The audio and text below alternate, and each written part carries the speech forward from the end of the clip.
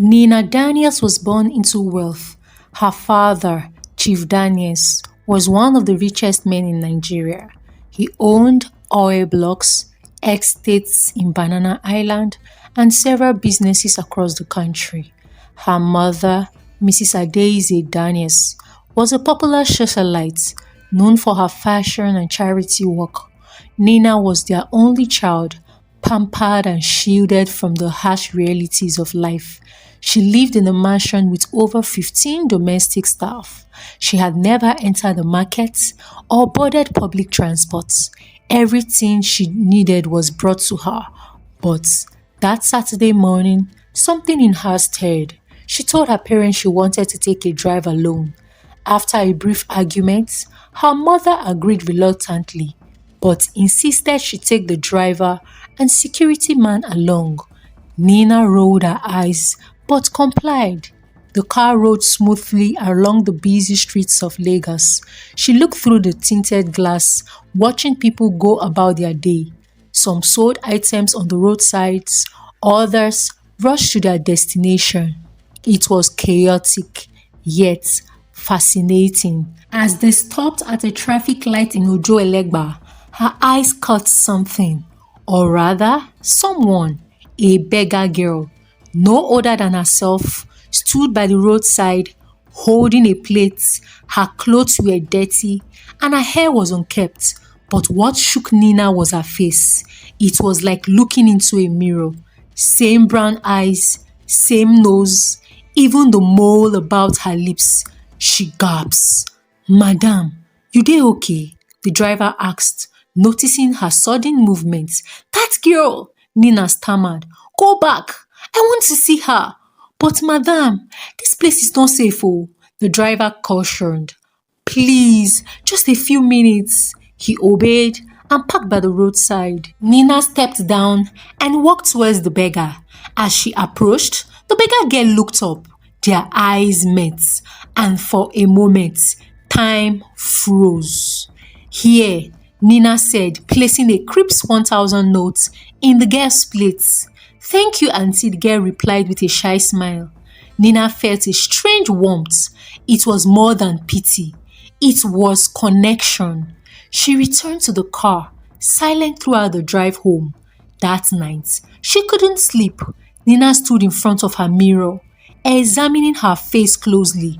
She touched the mole above her lips. It was real. She wasn't imagining things. How could a beggar look so much like her? Her mind refused to rest. Nina returned to the same spot the next day, disguising herself with a scarf and sunglasses. This time, she told the driver she wanted to buy something at the market. When they stopped near Ojo-Elegba, she hurried to where she saw the girl the day before. She was there, sitting on the same spot, holding the same plates. "Hello," Nina greeted. The beggar girl looked up and smiled. "Auntie, you came again. Thank you." "What's your name?" Nina asked, crouching beside her. "Zara," she replied. "I dey stay for that side." She pointed to a line of an old building.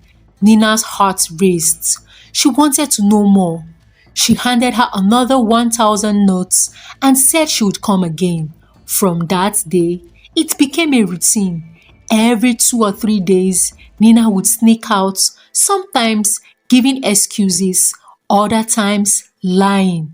To see Zara, they would talk about random things. Nina brought her snacks, drinks, and even slippers. One day, curiosity got the better part of her. She asked Zara if she could follow her home. "You won't come my house?" Zara asked, surprised. "Yes," Nina nodded. "Just for a while." Zara agreed. Zara led Nina through narrow, dusty streets filled with shouting traders and children playing football. They arrived at a dilapidated building with cracked walls and broken windows. Zara pushed open a wooden door and they entered a small room with 2 mattresses, a worn-out table, and a curtain separating the sleeping areas. "Mama," Zara called out. A woman stepped out from behind the curtain.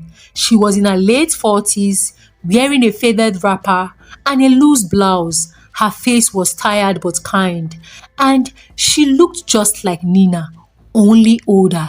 "This auntie dey give me money and food," Zara said. "Good afternoon, ma," Nina greeted, trying to hide her shock. How could a woman look so much like her? A beggar mother looking like her? "Welcome, my daughter. God bless you for helping us," the woman said with a smile. Nina smiled back, but her mind was spiraling. She could barely focus on the conversation. How could this woman look like her? It wasn't just a resemblance, it was uncanny. She stayed for a few minutes, then told Zara she had to leave, her heart beating fast as she walked back to the car. At home, she stared long at her family portraits. She didn't look like Chief Daniels or his wife. Why hadn't she noticed before? She started avoiding her parents. Something was not adding up. Nina's sudden distance didn't go unnoticed. Her mother asked questions, but she shrugged them off. Her father was too busy to notice. But the cook, the maids, and even her driver noticed her strange behavior. One evening, Mrs. Daniels walked into her room unannounced. "Where do you go every time you sneak out?" Nina froze. "Nowhere, Mom. Just driving around." "You've been acting strange. Your father and I are worried." "I am fine." "You are not. From now on, you don't leave this house without security. You must take Kunle wherever you go." Nina protested, but it was useless. Her movement became restricted. She couldn't see Zara anymore. Days turned into weeks, and she felt miserable. Then came another blow. Her parents called her to the living room and introduced her to Toby, the son of their wealthy friends. "We've arranged for you and Toby to know each other," her father said. "He will make a good husband." Nina's mouth fell open. "I am not marrying anyone." "You will," her mother says sternly, "or forget about your inheritance." Nina stormed out of the room, her world falling apart. Nina was not one to give up easily. She began sneaking out at night, using one of the back gates security barely washed. She changed into regular clothes, wore a hoodie, and took a bike to Ojuelegba. Zara was always happy to see her. They would sit by the roadside and talk. Nina brought her gifts, new clothes, a backpack, and sometimes food. They grew close, but Nina couldn't shake the feeling that something was wrong. "Zara," she asked one night, "did your mom ever talk about your birth?" "No, but she always say I be miracle baby. She born me for government hospital, but no get money to take care of me well." That word, government hospital, struck Nina like a thunderbolt. It was the same government hospital her parents claimed she was born in. Her head spun with questions. She couldn't continue like this. She needed answers. But before she could plan her next move, her parents caught wind of her night trips. One morning, as she returned home, two security men grabbed her at the gate. "Oga and madam say, make we bring you inside. Then don't tire for your wahala," one said. Her mother stood by the door, arms folded. "Since you insist on disobeying us, we've decided to send you abroad for your studies. You leave next week." Nina's heart sank. She would be leaving Zara behind, and the mystery unsolved. Nina sat by the window of the airplane, her thoughts miles away from the luxurious first class she sat on. She stared blankly at the clouds, feeling like she was being carried away from a part of herself. Her parents thought they had won. They thought sending her abroad would make her forget about Zara. But they were wrong. Her new life in London was everything a girl could ask for. High-end fashion, top universities, and elite company. But none of it brought her joy. Every day, her heart yearned for the dusty streets of Ojuelegba, for Zaria's shy smile, and for the kind woman who looked so much like her. She would scroll through photos of her trips, memories of moments she managed to capture secretly. Zara was more than just a beggar to her. She was a piece of her soul. 3 years passed. Nina graduated with honors and built a respectable online presence as a lifestyle influencer. But through it all, she never stopped thinking about the day she would return to Nigeria and search for Zara again. She had tried calling once. The number Zara had given her didn't connect. She tried writing, sending packages, even contacting local NGOs, but nothing worked. There was no trace of Zara. She made a promise to herself. Once she was back in Nigeria, she would find her, no matter what. The private jet touched down at Molitala Mohammed Airport. Cameras flashed as Nina walked through the arrival gates, but her mind was elsewhere. As soon as she settled back home, she began her search. She first returned to Ojuelegba. The area had changed. The corners where Zara used to sit was now occupied by a recharge card stand. She asked around, confused. "You dey find one girl wey dey beg before?" A man selling roasted corn asked. "Yes, her name was Zara. She used to sit here." The man shook his head. "Dem say fire burn their house for backyard. Nobody know where dem go. Dat na long time ago." Nina's heart dropped. Was anyone hurt? No, but dem waka comot dat night. Since then, we no see dem again. She visited the local police station, asked questions, even paid for search public records, but there was nothing. For weeks, she moved from street to street, slum to slum, showing pictures of Zara on her phone. Some people said they had seen her, others wearing shawl. She hired a private investigator who traced a woman matching the mother's description to a slum in Ikorodu. Nina went there immediately. The compound was smaller than the last place. It was crowded and filled with the noise of daily struggle. Children ran barefooted. Women shouted prices from their stores.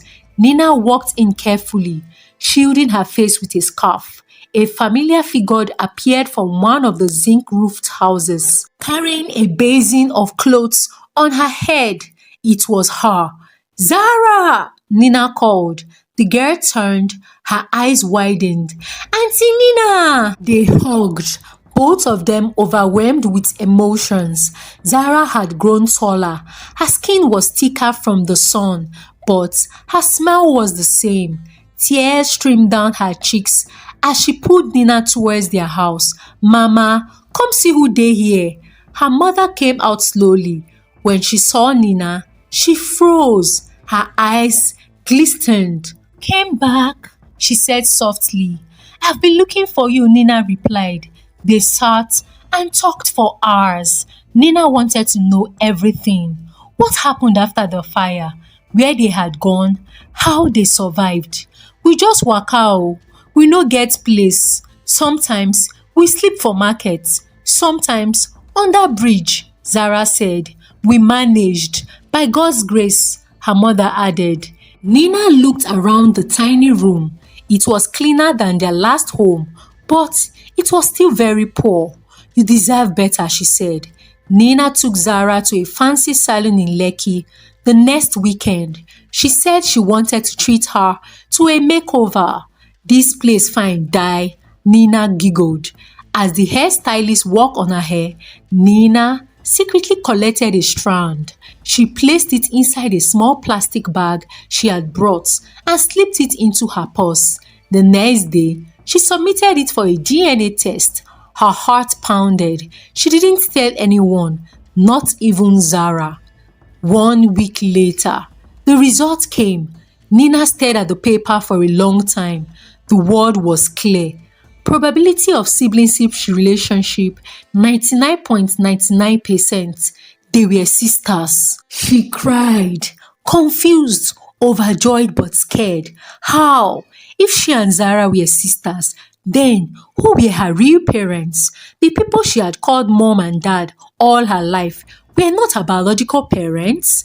She went back to the lab. This time, she collected hair strands from her parents' combs and submitted them secretly without their knowledge. The results came. Again, her heart shattered. No biological relationship detected, says the results. Nina was not the daughter of Chief and Mrs. Daniels. Nina walked into her room and locked the door. She lay on the bed and cried until her pillows were soaked. Her whole life felt like a lie. She stayed indoors for days, refusing to eat, to talk to anyone. Her mother knocked several times, but she pretended to be asleep. Eventually, she pulled herself together and visited Zara's house. This time, she was very careful. She ensured she stayed for a long day at their place and then insisted to help Zara's mom take care of her hair. She wasn't good at braiding, but she was sure good at styling natural hair, and so she toyed with the hair, claiming to want to style it. And in that process, she was able to get a strand of hair from Zara's mother. She slipped it into her purse, unknown to her. Nina took the samples and set them for testing. When the results came back, it confirmed what she had feared and hoped. Zara's mother was her biological mother too. That night, Nina sat in the dark, holding the paper. Her hands shook.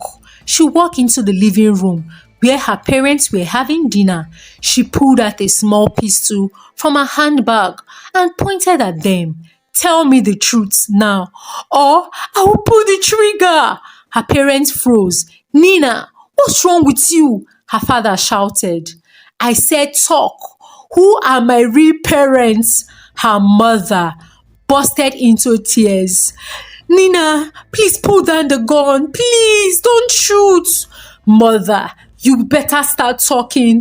Who are my real parents?" Okay, I will talk. Please put the gun down."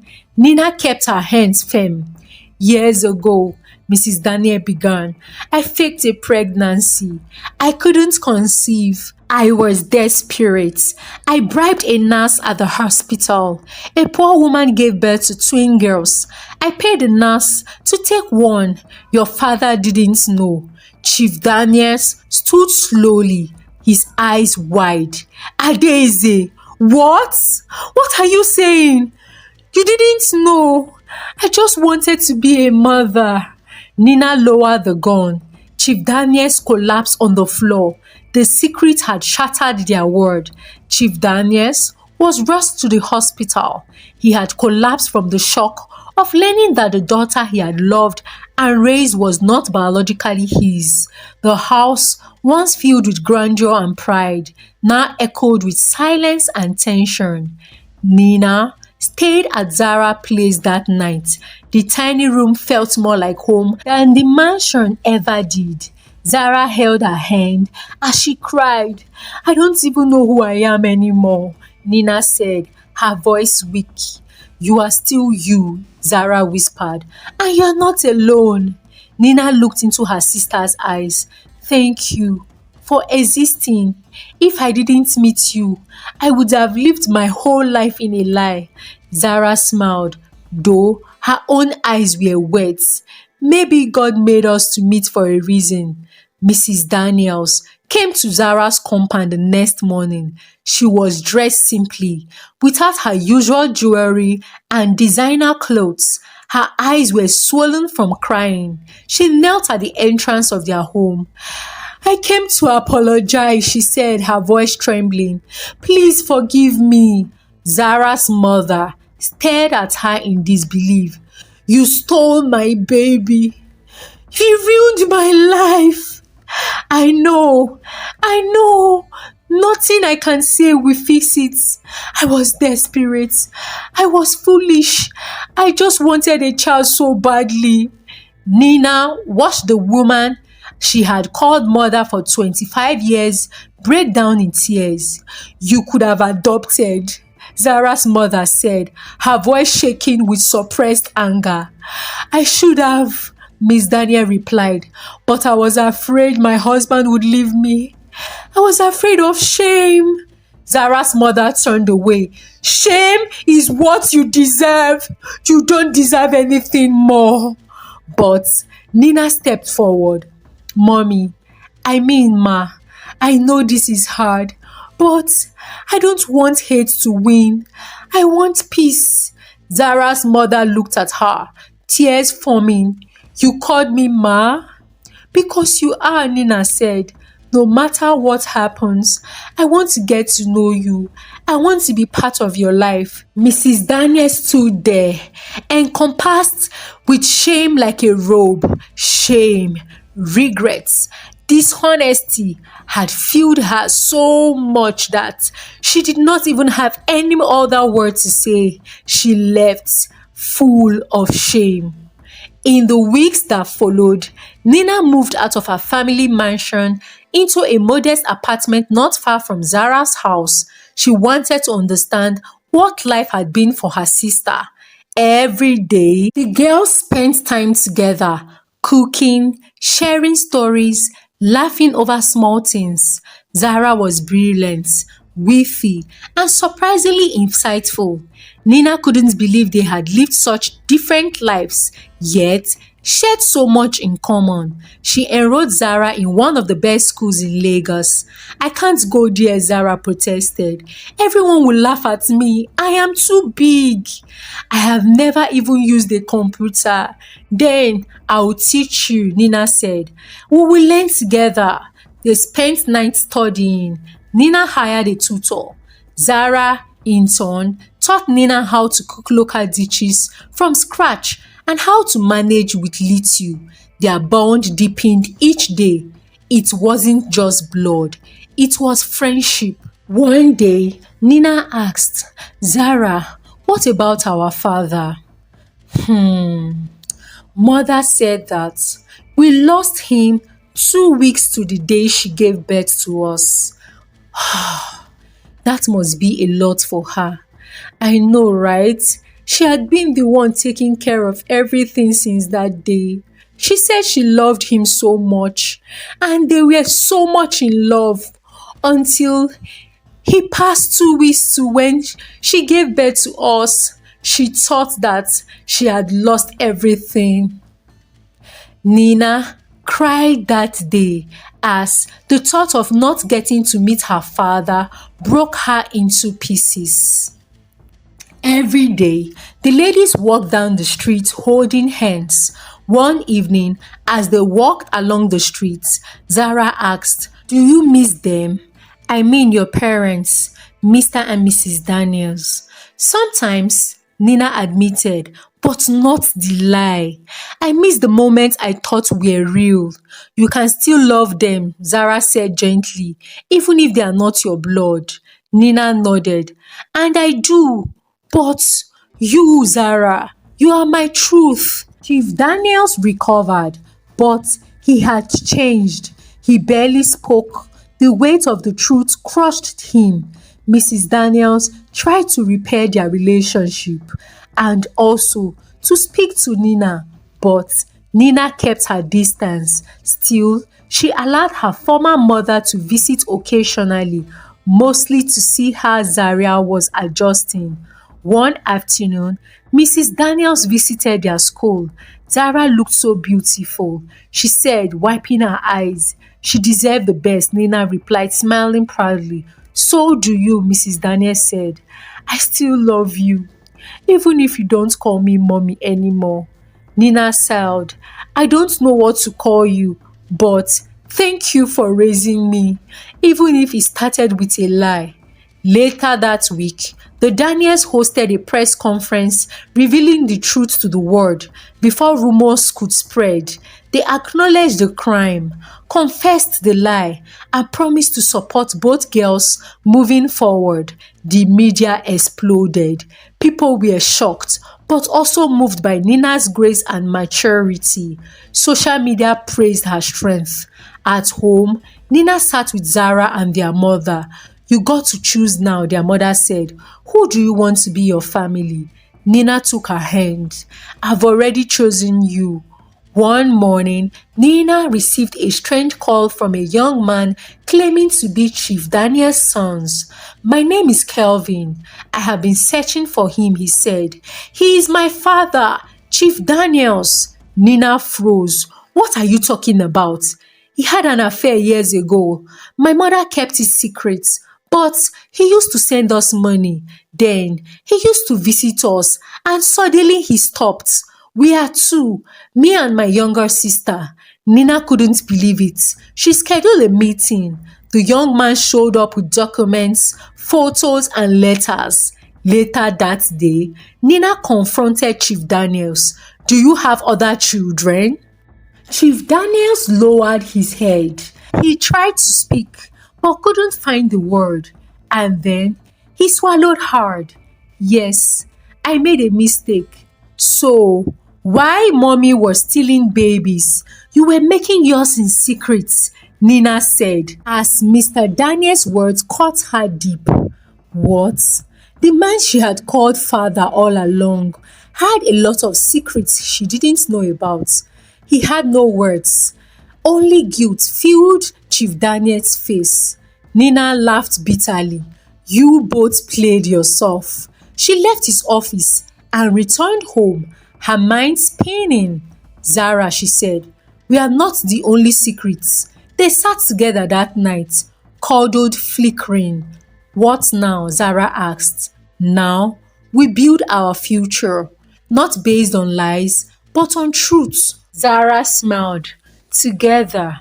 Nina nodded. Always. The both ladies hugged themselves as they had decided to start life from afresh, a life filled with truth and not lies. Thank you for watching this story. I hope you enjoyed watching. Let us know what you think in the comment section as we interact. Share the valuable lessons you have learned from the story. Like this video, please, and kindly do well to please share out this video to your loved ones. Subscribe to this channel if you're not already subscribed. Until I come your way again with another story. For now, from me, it is bye.